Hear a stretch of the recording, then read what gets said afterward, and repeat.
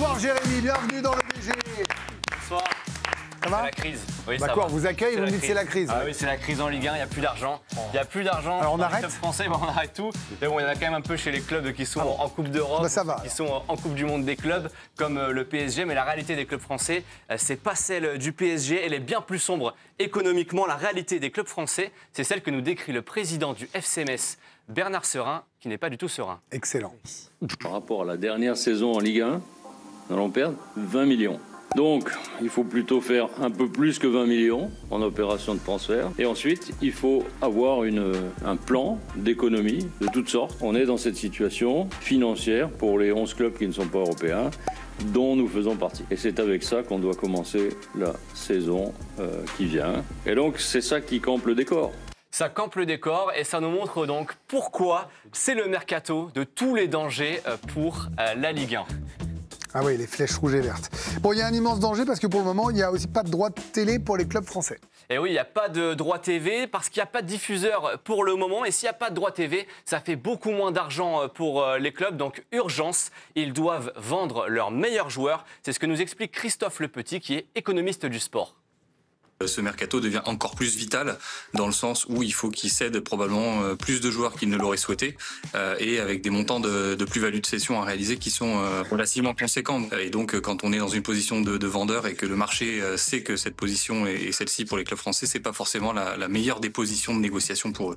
Ils ne sont pas en position de force, les clubs français. Ils ont même déjà commencé à vendre dans ce mercato. Comme Lyon, qui est dans l'urgence. Au revoir Cherki, bonjour les 42,5 millions d'euros de Manchester City. À Marseille, on a déjà récolté 23 millions d'euros aussi pour le Brésilien Luis Enrique, parti à l'Inter. Côté de Strasbourg, on a récupéré 14 millions d'euros pour Mamadou Sarr de la part de Chelsea, qui récupère aussi gratuitement un des meilleurs joueurs de Ligue 1 cette saison, le milieu André Santos. La Ligue 1, elle commence déjà à se déplumer. Et le calendrier de cet été va forcément encore plus leur compliquer la tâche. Ah oui, gérer le mercato pour les clubs de Ligue 1, ça va être un casse-tête absolu. On vous a résumé tout ça. Pour le moment, on est en pleine Coupe du Monde des clubs. Ça finit mi-juillet. Ça concerne beaucoup de grands clubs européens qui ne pourront pas commencer leur mercato. Et ça peut ralentir le mercato des petits clubs. En même temps, on va avoir la reprise des entraînements pour les clubs de Ligue 1. Entre fin juin et début juillet, ils vont reprendre alors que les effectifs n'auront pas beaucoup bougé. Et le mercato, il finit le 1er septembre, 15 jours après la première journée de Ligue 1 qui sera le 15 août. On vous a mis la petite date sur le calendrier, le timing. Il va être très serré pour ce mercato. C'est ce que nous explique le conseiller sportif Souleymane Ba.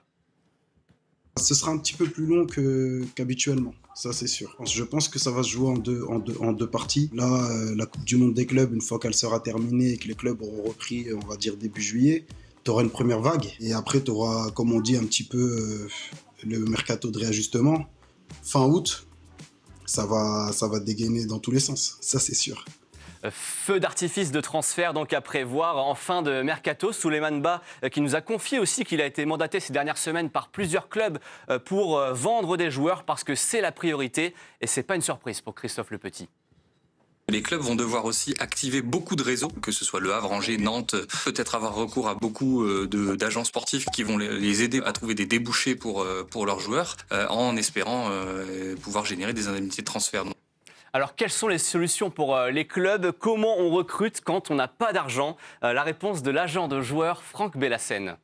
Ça veut dire qu'il faut que, effectivement, on aille chercher des solutions ailleurs, des solutions innovantes, avec des prêts en option d'achat, des achats qui sont payés sur plusieurs années. En Italie, par exemple, on arrive à faire des prêts sur 2 ans, on arrive à faire des prêts avec options d'achat qui sont obligatoires dans certains cas, différents de ce qu'on avait l'habitude de faire en France. Alors, est-ce que le risque, c'est pas qu'on ait, encore une fois, ou encore plus même, un championnat à 2 vitesses? Ben oui, c'est exactement ce que nous décrit le président du FC Metz qui vient de monter en Ligue 1, Bernard Serin, encore une fois. Et donc, il n'y a pas de droit télé, sauf pour ceux qui sont dans les 7 premiers, là, et qui participent à la Champions League, ou à l'Europa League, ou à la Ligue Conférence. Bon. Alors que les autres qui ne participent pas aux compétitions européennes, c'est 0. Ça veut dire que c'est un championnat qui est revenu 30 ans à l'arrière, uniquement pour les 11 clubs qui ne sont pas concernés par les compétitions européennes. Donc c'est un championnat à 7 et un autre championnat à 11.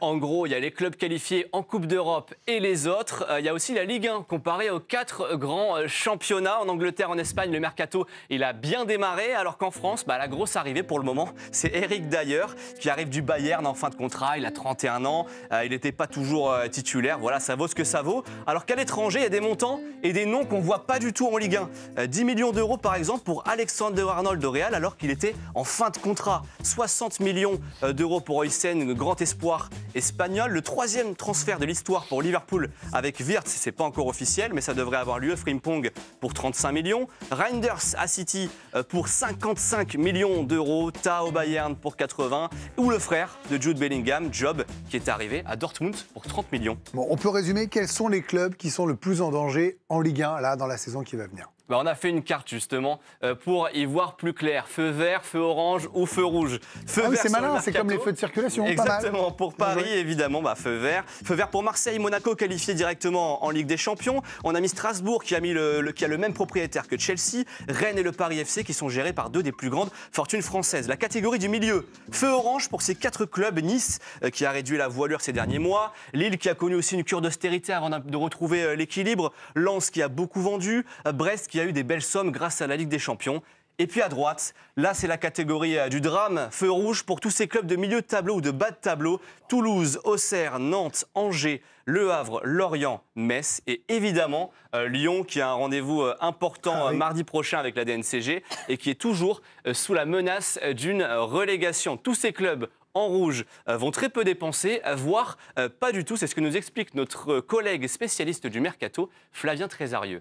On ne parlera même pas d'indemnité de transfert parce que les clubs comme Le Havre ou Angers, par exemple, qui n'ont rien dépensé l'été dernier, referont la même chose cette année. Mais en plus, ils baisseront carrément les salaires. Et ça, par exemple, on va le voir à Nantes, qui a eu l'habitude ces dernières années de donner des salaires confortables. Cette fois, il faut s'attendre à des salaires réduits de moitié, voire plus quelquefois, selon le statut des joueurs. La problématique, ce sera maintenant de convaincre des joueurs qui seront sollicités par d'autres pays, qui seront plus en mesure maintenant d'offrir des salaires plus conséquents.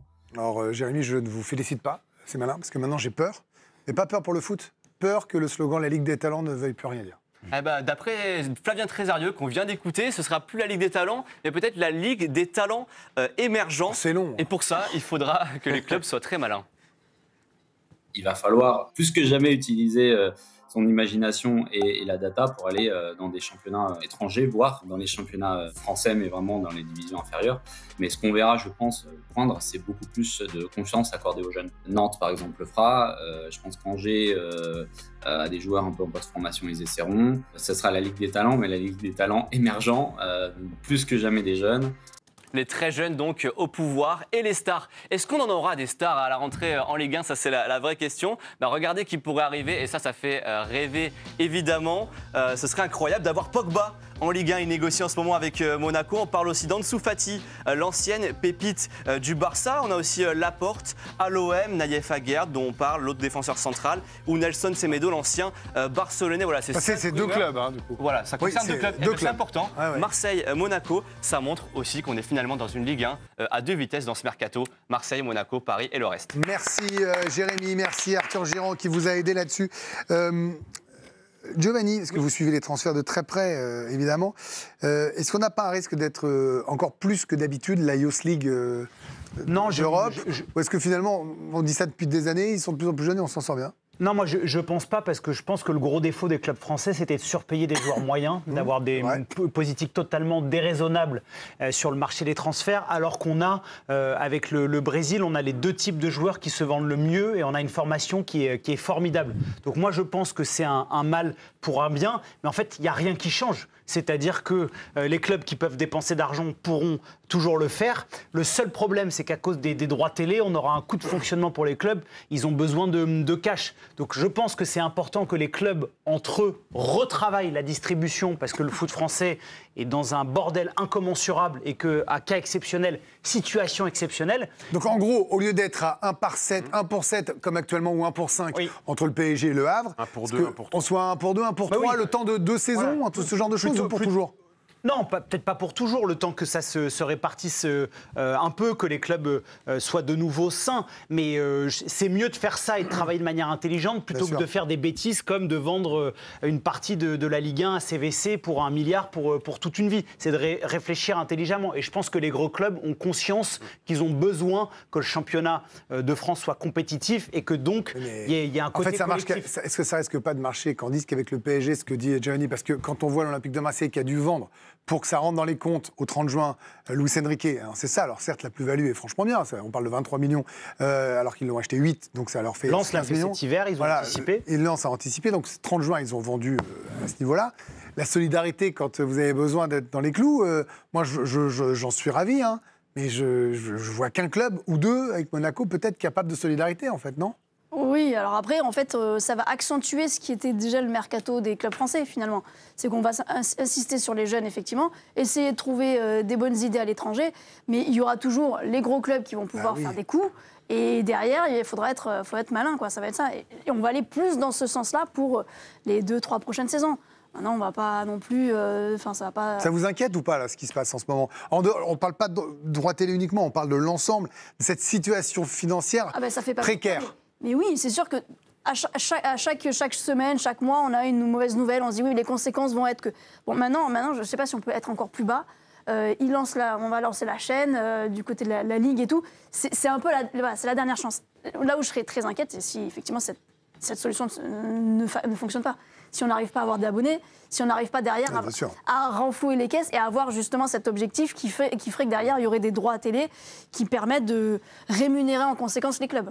Et il y a une curiosité parce que justement sur la rémunération et combien vont dépenser en moyenne les clubs hors Paris Saint-Germain. On a regardé sur les 4-5 dernières saisons combien un club en moyenne par saison sur un mercato d'été dépensait sur le mercato estival. On a enlevé le Paris Saint-Germain, sinon ça faussait le tarif moyen. C'est étonnant. Hein. On était sur les 2 saisons, finalement on avait plus dépensé qu'avant, 33 millions d'euros en moyenne par club. Donc ça c'est le premier constat et on va voir, on regardera combien désormais un club va dépenser cette saison sur le marché des transferts. Mais a priori, il y a moins d'argent. Et il y a aussi un autre problème que les clubs vont avoir, et notamment les petits clubs, par exemple ceux qui ont terminé dans le bas du classement, comme Le Havre et Angers. Là, le 30 juin, par exemple, au Havre, il y a 14 joueurs qui sont en fin de contrat. 10 du côté d'Angers, par exemple, également. Donc comment ces clubs vont faire ? Est-ce qu'ils vont proposer des salaires à la baisse pour ces joueurs-là ? Mais ils ont en même temps pas forcément la manne financière pour en acheter des nouveaux. Donc là, il va y avoir aussi des nouvelles problématiques qui vont se jouer dans ces clubs-là. Et Benoît et Ludo, quand on est joueur, et qu'on a le choix entre différents championnats. Alors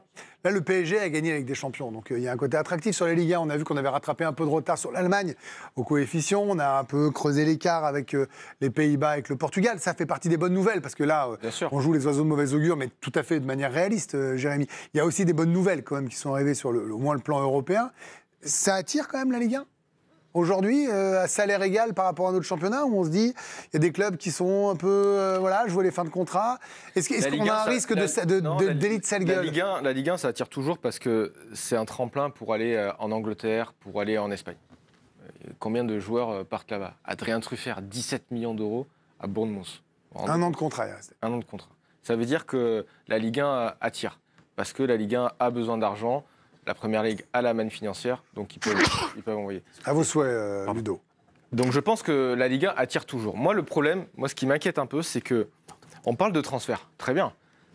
Sauf qu'avant, il y avait un club qui pouvait avoir une enveloppe de 10, 12 millions d'euros. Là, il n'y a pas d'enveloppe. Et en plus, il faut qu'ils trouvent de l'argent pour survivre. Pour survivre et se remettre à zéro. Donc comment vont-ils faire ?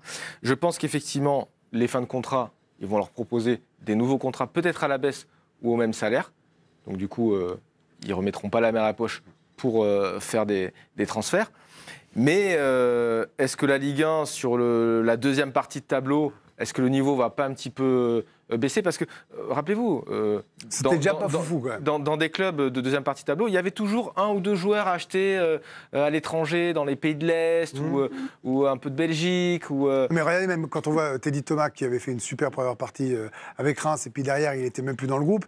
En fait, ces joueurs-là que tu as achetés peut-être en Pologne, en Ukraine ou en Belgique, tu ne peux même plus les acheter. Donc ça veut dire que tu vas faire quoi? Ça veut dire que tu as... On peut, mais ça va coûter 500 000 €, les payer 2,5 millions, quoi. Faudrait être plus malin. C'est toujours pareil, ça dépend de comment tu achètes la méthode de paiement, si tu le lis sur les 5 années de contrat. Peut-être qu'ils vont mettre plus long, parce qu'ils vont attendre que la manne financière arrive l'année prochaine. Est-ce que les clubs vont accepter ça alors qu'il y a peut-être un autre championnat qui va arriver et qui vont mettre d'un coup? C'est ça le problème. Parce qu'avant, effectivement, tu pouvais acheter, tu pouvais lisser. Parce que là, tu ne peux plus lisser sur 5 ans, 6 ans. Avant, tu lissais sur 2-3 ans.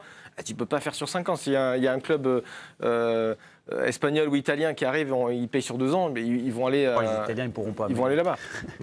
Ludo, un mot sur ça aussi, parce que... Est-ce que vous partagez... le côté sombre ce soir, volontairement, de Jérémy. Est-ce que c'est pas inquiétant de voir ces tableaux avec autant de clubs dans le rouge ou dans le orange et pas assez finalement dans le vert? Est-ce qu'il y a une injustice dans les 7 Européens sont protégés, mais en même temps ils ont gagné le droit de l'être un peu plus parce qu'avant que ce soit la crise, ils n'ont rien volé à personne. Enfin en tout cas, ils ont eu les résultats. Moi, je crois que c'est une formidable opportunité de reset et de repenser notre championnat. C'est-à-dire que Giovanni a commencé à l'évoquer, la répartition déjà pour aider justement les 11 qui risquent d'être... Parce que notre championnat, il va vivre aussi par l'homogénéité et l'attractivité des affiches. Si à chaque fois, il y a les 7 devant, il y a un creux ensuite avec les... C'est pas favorable pour nous, d'autant qu'on lance une nouvelle chaîne, donc on a tout intérêt à regarder un petit peu, même les 7. Est-ce qu'il n'y aurait pas tout intérêt à faire des facilités de prêt par rapport à des effectifs qui sont plus larges pour les 11 qui sont, vous voyez, pour prêt avec option d'achat. Oui, une solidarité. Et on prête des joueurs, plutôt que de les prêter ailleurs, on les prête à Metz, à Angers, pour justement consolider tout ça. Et le fait qu'on est, même sur cette année de vache maigre, on est pour la première année de la chaîne probablement de la Ligue, avoir un championnat cohérent avec des joueurs que l'on connaît. Il y a aussi les centres de formation. On dépense 5 millions d'euros, normalement, à peu près budget club. Bon, faut bien que ça passe quelque part, ces 5 millions d'euros. C'est aussi le moyen, à un moment donné... Vous voyez le verre à moitié plein. On relance un peu la machine, on fait preuve d'un peu plus de solidarité entre nous. Et de côté de gestion... Par contre, si chacun fait comme d'habitude, chacun pour sa peau, et là, on ira encore une fois, peut-être... Parce que là, après, il n'y a plus. Là, après, il n'y a plus de circuit pour la voiture. Vous êtes au bout du bout, là. Faire comme d'habitude, mais en fait, on va demander aux dirigeants qui, pour beaucoup... ont fait n'importe quoi ces dernières années, de trouver des idées, d'être solidaires, de changer radicalement leur façon de fonctionner. Alors, on met tout le monde dans le même panier, mais quand on voit les chiffres de RAF, les 2 dernières années, ça a été là où on a le plus dépensé. Ça a été les 2 dernières années les plus instables en termes de droité. On ne savait pas où on allait. Et ils ont quand même augmenté leurs dépenses au mercato. Donc pas tous, évidemment, mais... Ça veut dire aussi qu'il y a 1 milliard qui est arrivé. C'est qu'il faut avoir là, il faut avoir... mais elle a raison, Candice. La compétence, c'est de ne pas croire tout ce qu'on raconte. Je ne vous crois pas quand je vous dis que vous allez gagner le double l'année prochaine. Vous ne croyez pas? Vous avez raison. C'est sûr que non. Tiens, voilà, je vous l'annonce officiel. Mais non, mais si on devait faire un bilan, parce qu'on a beaucoup parlé des droits télé, et moi, quand j'ai entendu certains présidents venir pleurer depuis 2 saisons, mais quand tu prends... Moi, je ne parle pas de montant de transfert, parce qu'encore une fois, c'est de l'argent qui n'existe pas vraiment, c'est lissé. Mais moi, c'est la politique salariale des clubs français qui est totalement démentielle. Chaque année... On a dépensé l'argent qu'on n'avait pas. Mais non, mais et en plus, sans faire un coup d'économie, quand tu sais combien ça coûte en France de rémunérer un salarié avec les charges, etc., d'avoir une politique salariale comme ça, c'est rocambolesque. On suivra ça de très près, parce que la Ligue devrait sortir sa chaîne prochainement. On va continuer le mercato. On aura un immanquable mercato. Vous allez gagner 2 fois plus ou pas? Non, pas cette fois-ci, Zévani. On ne peut pas faire ça tout le temps, mon lapin. Vous ne me piégerez pas sur ça, vous ne gagnerez pas dans la sortie de l'argent. Alicia, il y en a un qui va gagner sans doute 2 fois, 3 fois plus et qui a rapporté de l'argent à Lyon, c'est Ryan Cherki. Oui, une image légère après ce débat pesant, sombre, quoique très intéressant. Merci. Elle fait vachement bien le côté gravissime. Quelle actrice. Et oui, c'est Ryan Cherki. C'est un talent. Évidemment. Après ce débat... Comédienne un petit peu, qui a signé à Manchester City pour 42,5 millions d'euros. Ça, c'est vrai que ça va faire du bien à l'Olympique Lyonnais. Les Citizens qui sont arrivés aux États-Unis. Et il s'est donc retrouvé parmi ses nouveaux coéquipiers. Vous connaissez la tradition. C'est le fameux bizutage, passage obligé, moment immortalisé par Erling Haaland. Ryan Cherki qui a chanté sur du Nino et la Crime. Ce sera des séquelles, sexy kill et ça fait le gros 90% de GML, hein. Poisson, coca, rançon, otage, rabel, clochard qui va finir dans les sarcophages. C'est Amy et la crime, t'as du moustache dans les babouilles. Allez, pire, et la coupe, c'est vrai que tu es le gars, voilà. Voilà pour Nino et la crime qui sont les chanteurs préférés de Ludovic Obrani.